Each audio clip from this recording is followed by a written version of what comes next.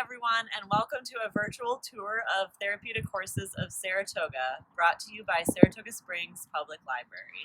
I just want to thank the Public Library for asking us to kick off their virtual tour behind the scenes Saratoga style series. My name is LaRue, and I'm the Director of Equine Care here at THS. I manage the care of the horses, I train them for therapy, assist in the therapy, and I also run the volunteer program here. THS is a local nonprofit located just outside of downtown Saratoga Springs, New York, and we rescue and retrain retired racehorses for use in equine therapy. First, I'd like to introduce you to some of the horses down in the paddocks, and we'll head that way now. So here we have two of our main therapy paddocks out front here.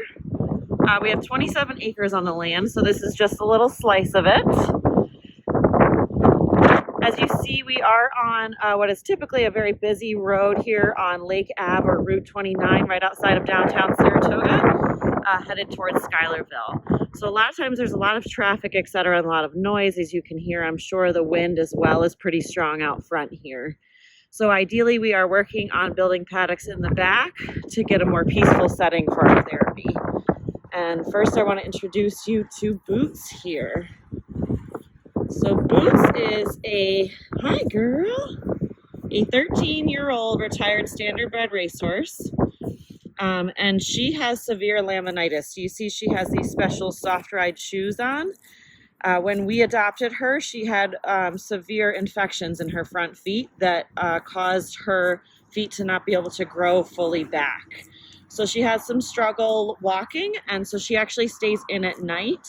So we let her out, we give her this cute little vest, and we allow her to roam around and get as much fresh grass and stretch her legs as possible. As you see our paddocks, we are working on growing more grass in right now, so this is the best spot for her.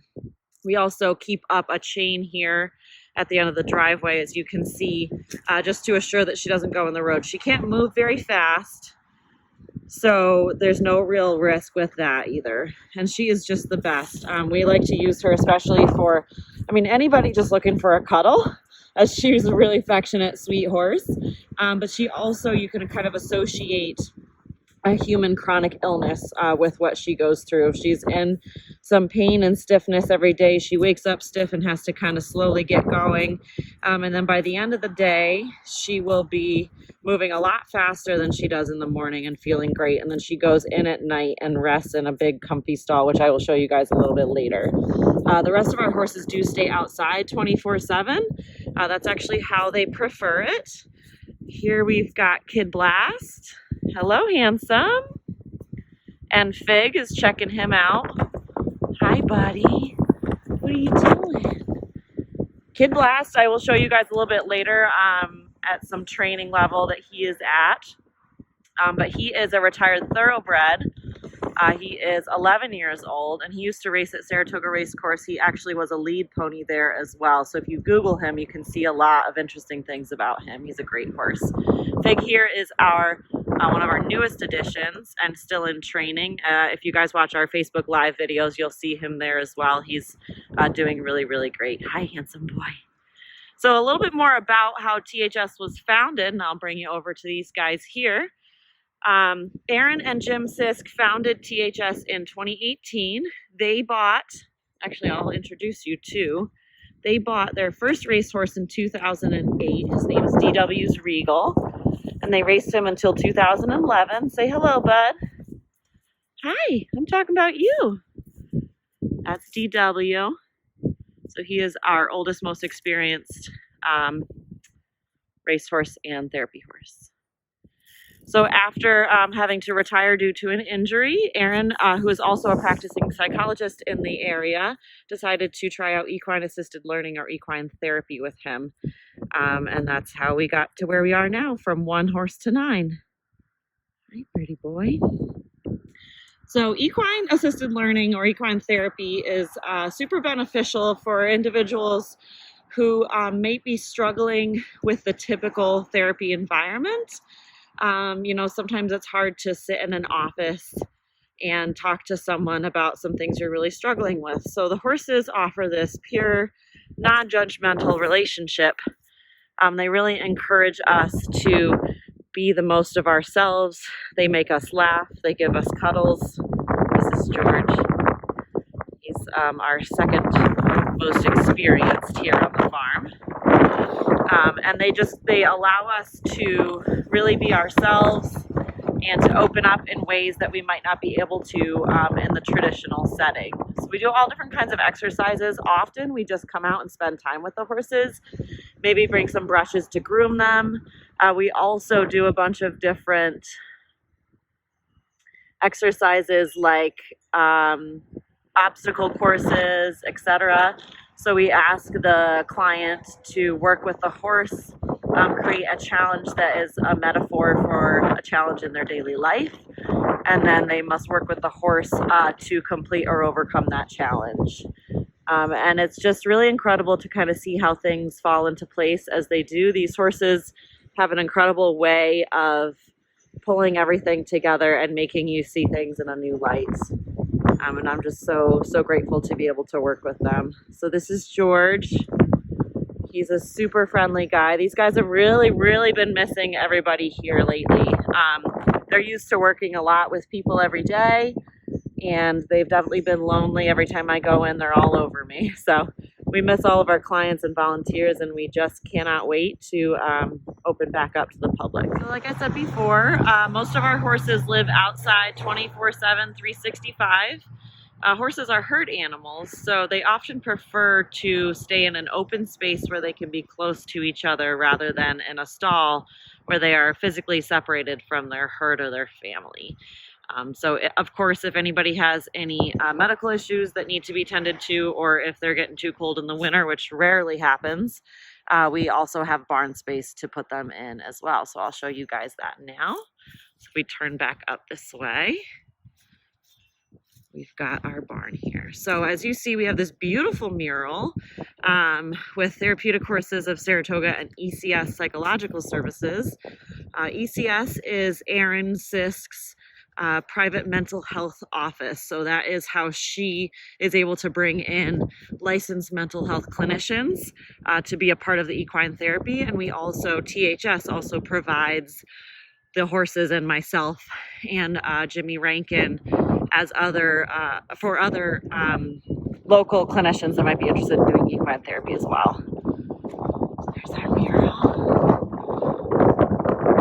Here's our barn. We have Boots staying here and anybody else that may need to at the given moment. We've got our feed room in here, so we keep our grain all set in there. Extra supplies, grooming, etc. there. And then we've got Miss Boots just got a fresh stall made here. So as you see, it's nice and cushy and cozy. She gets to come in, stay extra cozy, and lay down in here at the end of the day. And then I'll show you guys out back. This building in front is where I have my office, as well as where where ECS offers mental health services as well. They have many other locations through the county. This is just one of them. And then out back, much more of our land, which I will show you all in the Bobcat when we feed. So our horses eat an average of about 8 pounds of grain every day and about 15 pounds of hay. So we feed most of our horses in the morning and at night for breakfast and dinner, with a few exceptions of some older horses who also get a midday lunch. Miss Boots sometimes likes to lay down in her stall while she eats. As you see, she's getting rest after her shenanigans outside earlier today. And we'll also show you guys how we administer hay. We have enough horses that it actually makes it easier to just use these very large round bales that we put out with the tractor. So we'll show you.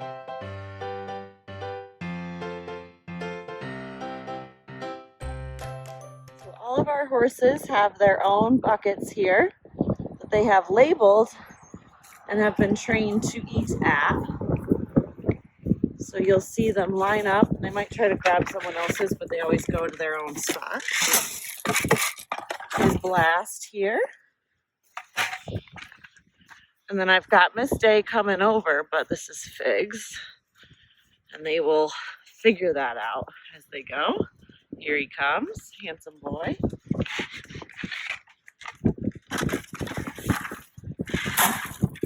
Boy. We go down to the other end and we'll see Miss Day and DW follow as they know their spots.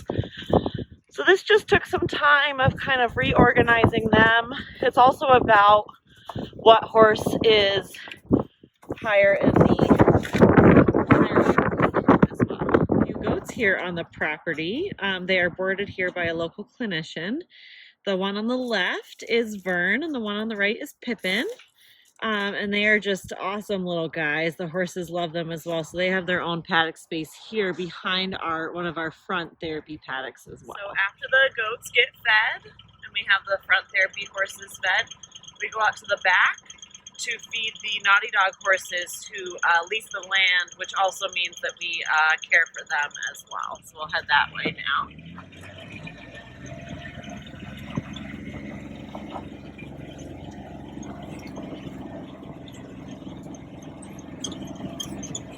So here you see our backmost paddocks where we have some horses. They will get fed as well. We're just going to drive around a little bit so you can see the rest of the land.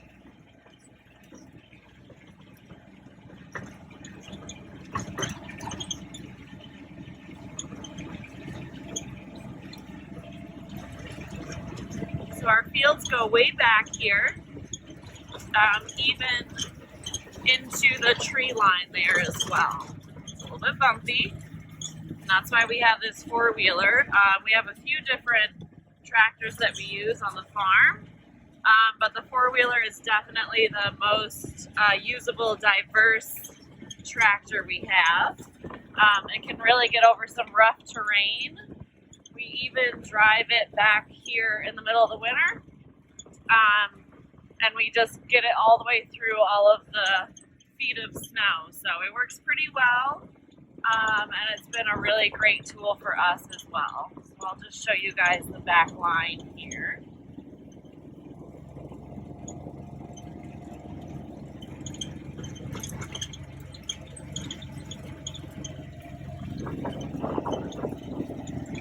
So this is along our back line here, which we do have some land in the woods as well.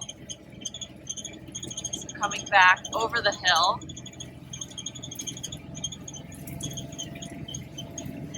This is the view from the back of the farm. So as you see, we still have a lot of land to work with that we are hoping to put more paddock space in the long run.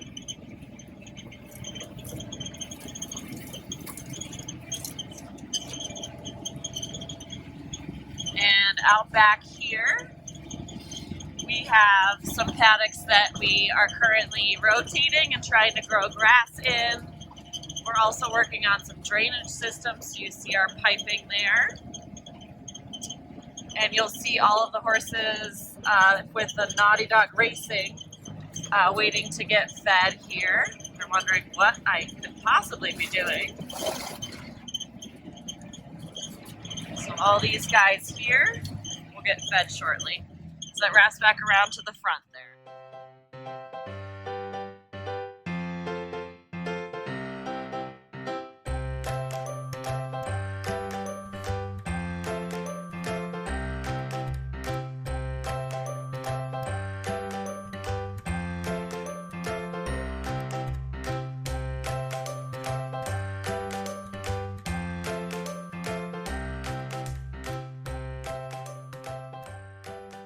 This is Brooke. You guys just saw her running around barking after the tractor. She is Jimmy Rankin's horse, who is our other equine specialist here at the farm. And she's just the sweetest thing. She's grown up here. She's about 2 years old. So she is one with the horses. She thinks she's one of them. She loves to play with them. I just want to give a shout out to our volunteers here at THS. In this time of COVID-19, unfortunately, we are not able to have them here on the property to help us with the horses, and they have just been such a huge help to the program. This is our guy Fig here. He's one of our newest therapy horses, and he's currently in training. even though this seems like such a small thing, part of the thing that the volunteers help us with is just spending time with the horses and getting them comfortable with a lot of different people being in their paddock and in their space. Fig does really well with our volunteers, and he learns a lot from them. And they just help to make sure that I can get everything else done that needs to happen.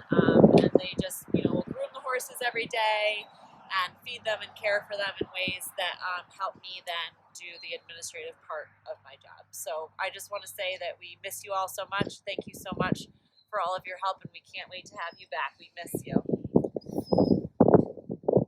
So a fun fact about horses, we have a lot of visitors come by and be concerned when they see the horses laying down. They think that they're ill. Horses do stand up a majority of the day, but they do also really like to lay down and take a nap, especially when it's nice and sunny out. Fig is one of the ones that loves to do it the most. Sometimes you'll see them laying like this, and sometimes you'll also see them laying flat on the ground. That doesn't necessarily mean anything's wrong. They're just soaking up the sun and taking a nice relaxing nap. I have with me here Kid Blast. He is a retired thoroughbred racer. He raced at Saratoga Racecourse, and after he retired from racing, he actually was a lead pony there. If you Google him, he's actually quite popular with the fans for his just really sweet, easygoing personality. He's a really big guy, and so that can be really intimidating, but he is just the sweetest thing. He loves, loves, loves attention. So we just got done with the session there. The winds today are keeping everybody on their toes, so we're a little bit amped up, but he did really well. You say hi, bud? Say hello, handsome boy. So we really enjoyed having him in the program. He's just been an incredible resource, and like I said, a lot of people like to come visit him as they know him from the racetrack as well. So, you ready to go back? What is a good boy? Okay, here we go.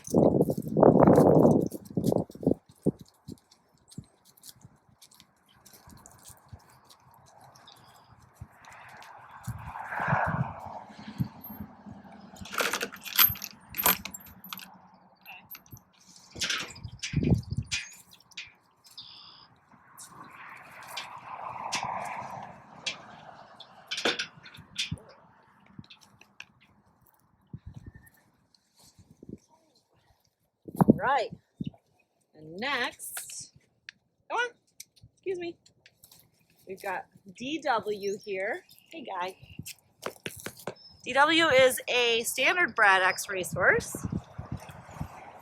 He's very small in comparison to Kid Blast as well, as you can see them two together here. And DW is an old pro. He was actually owner and founder Erin's first racehorse that she retired and then put in the program. And Fig is going to be all in our business too. This is Fig, another sweet trainee. Okay. Oh.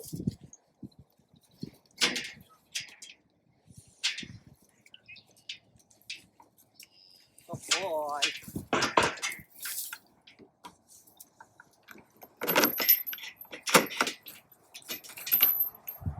Sweets.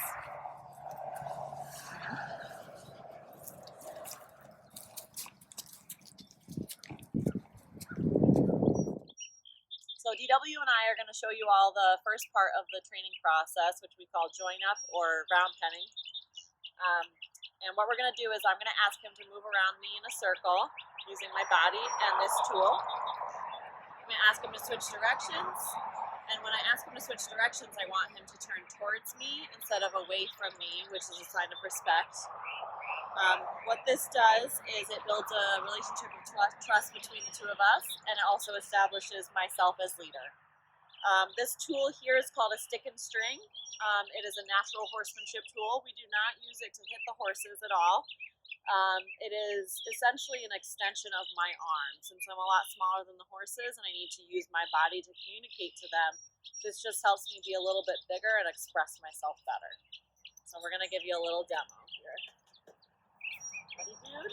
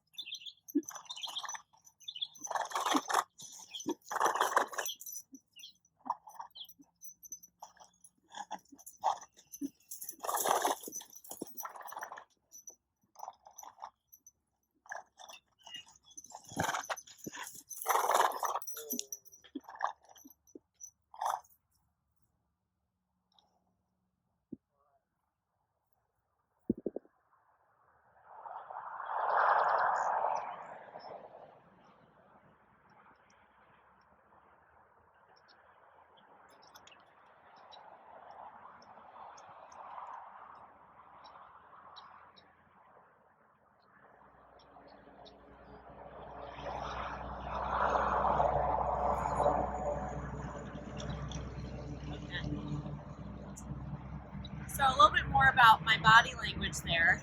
I use the stick and string to drive the horse from behind, so I focus it near their rear end. That is what we call like the go button for a horse.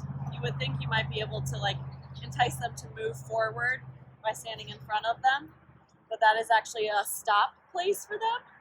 So if you want them to move forward, it's easier to focus behind. And then I'm focusing my energy in the center of my body, right about at his shoulder. And my leading hand, I'm pointing in the direction I want him to go. That's a good boy.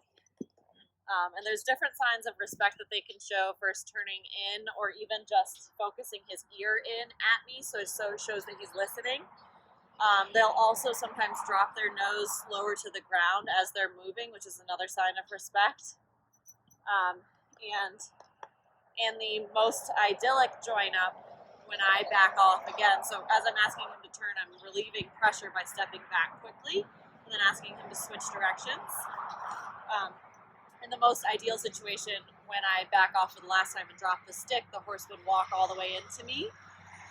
But I am very, very happy with how quickly he responded to my stop movement and how he looked into me, and then he stopped and he licked and chewed, which is another processing thing for horses. It means that they're kind of thinking through what they just experienced.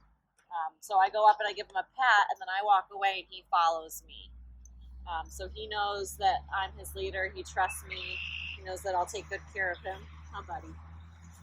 And he's just an old pro at that. So that's join up or round time. So the second part of the training process is desensitizing the horses to objects that they will experience in a session. We use all different kinds of different props like pool noodles and hula hoops, tarps, trotting poles, traffic cones.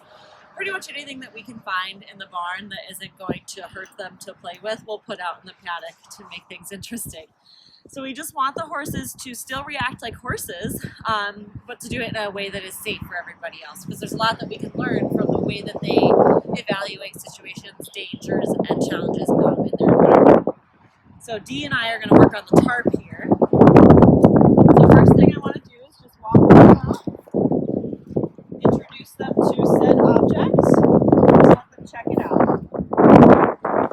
Another thing, of course, it's super windy lately, so has its own mind, this tarp, but Dee is really used to this kind of thing, so he's not really into it, but he's not running away, which is great.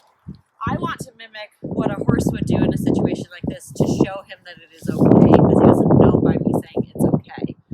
So I take deep breaths, and I let them out nice and long. He's just going to do it for me. And I will look at the tarp and evaluate it. I'll touch it like with my feet like they would. I'll touch it here. I'll do a big sigh out and say, oh, it's okay. It's not so bad. Just to let them know that all is well and that they can trust me. Now let me put this out a little bit so you can walk on it. What do you think, kiddo? So see how he's kind of avoiding? Good job. But still willing to step on. So that is a great step right there. What I do to reward that is I take the pressure off. I'll take him around again. Let him take a little walk, take a breather, and reward him for making that step forward. And always a good cat and a good boy. Then we're going to go at it again and see if we can do more.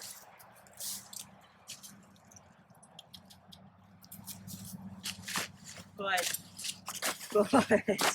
That's so good. Oh, good boy. He is unfazed, as you see. An old pro. I'm working on this with our trainees right now, too. And some days they'll do great and they'll walk right on. And other days they'll pretend like they've never seen it before.